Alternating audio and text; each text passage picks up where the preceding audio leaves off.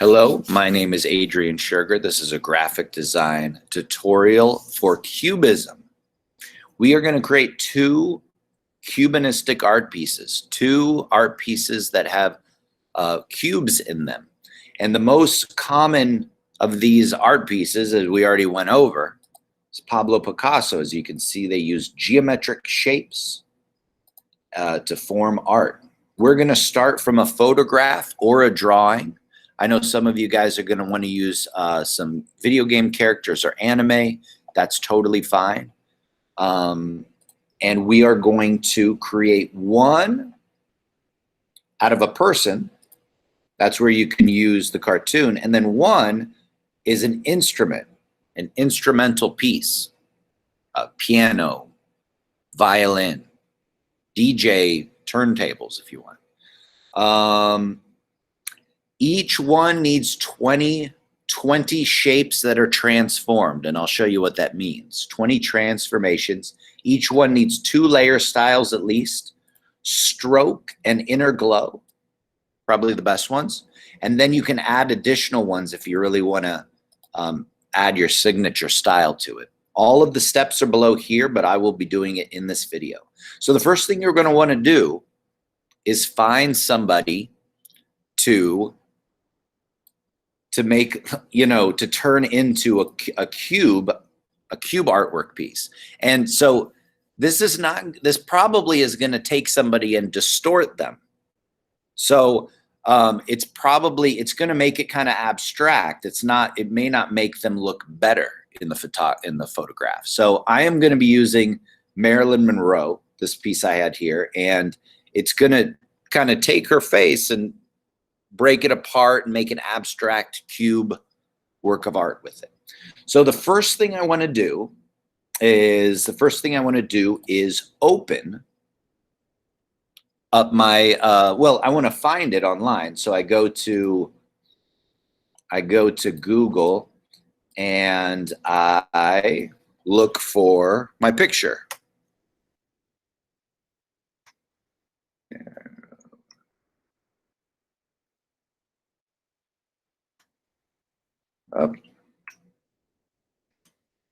Marilyn Monroe, and then I get some pictures. I go to images. I make sure I go to tools and do a size of large because I want to do a large size. I'm going to pick a tame picture. I download it to my Google Drive, and then I go to Photopea and open it here. So I open up my picture. As long as I picked a large image, I don't have to worry about the resolution size, right? I can check it. See, it's 2100 by 2520. That's fine. So now what I'm going to do is I'm going to click on the background image. And if you look at the directions in your Google Classroom, you're going to want to duplicate this background layer. Now you can right click and duplicate the layer. You can go up to Layer, Duplicate Layer, or you can hit Control J. Look at this. Boom. I made a copy of the background. So that way when you turn in your Photoshop file, I have the original. I know what the original looks like. All right. And that's important because I'd love to, if I put it in a portfolio, I'd love to have it morph from the original picture to what you made. So what we're going to do is we're going to grab either the square tool, the square rectangular marquee tool, or the ellipse tool, or any of the selection tools really. You might want to get a polygon lasso tool or a regular lasso tool. Let's just start with a good old-fashioned rectangle. So I'm going to click on my rectangle tool, and I'm going to grab part of her forehead and her hair. All right. Oh, I'm gonna want to make the selection from my second copy of her. So I'm gonna call this Marilyn Monroe, and then this one's gonna be called MM Copy.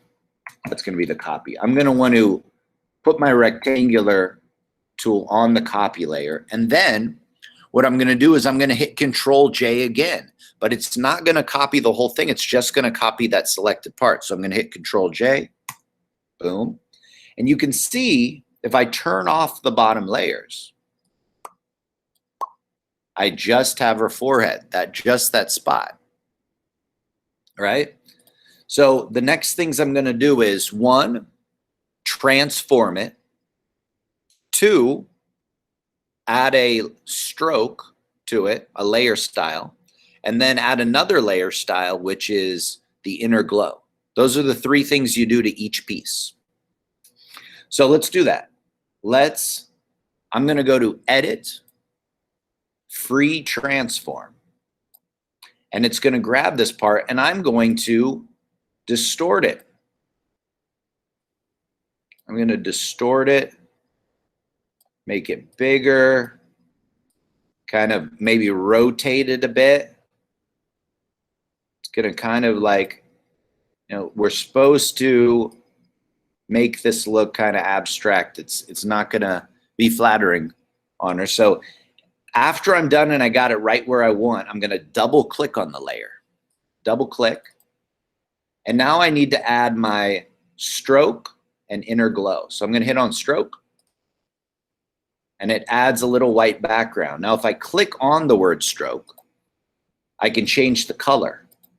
So I can either change it to a red or a green, or I can pick a color on here. I'm going to pick her eye color because it's kind of little dark.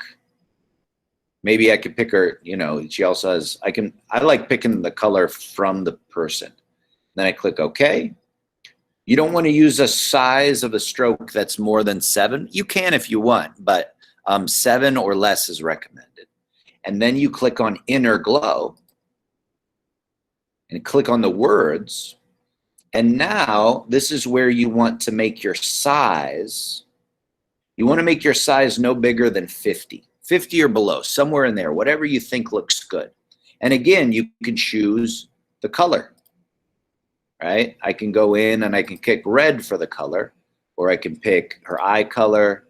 I can pick her hair color, anything you want. Or you can pick from this color palette here. I'll make it green. That's kind of cool. And the opacity should be between 70 and 80. But you can mess around with that too. Again, it doesn't have to be that way. That's what's recommended in the tutorial. So now I got a part here. I'm going to hit OK. If I want, I can start adding some more stuff to it. But as you can see, it gets a little crazy. So just start simple. You're going to do a couple of these. I'm just going to do stroke and inner glow. And I'm going to click OK. All right. I've now done 1 out of 20 pieces I have to do. You have to do at least 20 shapes. So now this time I'm going to grab a lasso tool. And I'm going to maybe grab part of her eye, an eyebrow, right? This isn't really a standard geometric shape, but that's okay. Now remember, I need to be on my copy layer. And then I hit Control J, and it'll copy just this area right here. I'll turn on the background. And then I am going to let's transform it. So I go to Edit, Free Transform. I'm going to rotate it, make it bigger, skew it any way you want. See, this is not, it's going to kind of make it look a little weird. And then once I have that, I hit the check mark and I'm done. Hit the check mark. And now I double click on the layer. I add my stroke and inner glow. Now this time I want to change it around a little bit. I click on my stroke and I'm going to change the color because I want to make this cool. I'm going to put like a white stroke now, or maybe a red. Change the color in here. Go to my inner glow. I don't want green this time. I think I'm going to go with their hair color this time. Maybe eye color. Ooh, there we go. Cool. So now that I have that, I can add more if I wanted to. Mess around, see what you like. Okay, now I have 18 more to go. Now, once you're done, I'm gonna stop here. But once you're done, what I want you guys to do is you're gonna have a whole bunch of pieces of this person. And I want you to go to layer when you're done. Layer, new fill layer. Layer, new fill layer, color fill. And I want you to put a background color, maybe white, maybe black, it doesn't matter, whatever you like. I'm going to pick a red color and I'm going to, there we go. So now you see, instead of having her as the background, you're going to have enough pieces here of broken up that when you add this red fill, it's going to look really cool. You're going to have a bunch of pieces of this person floating over this red background. And so remember, 20 pieces, 20 transformations at least, and one person, one instrument. And I'll keep doing this and I'll show you what it looks like at the end.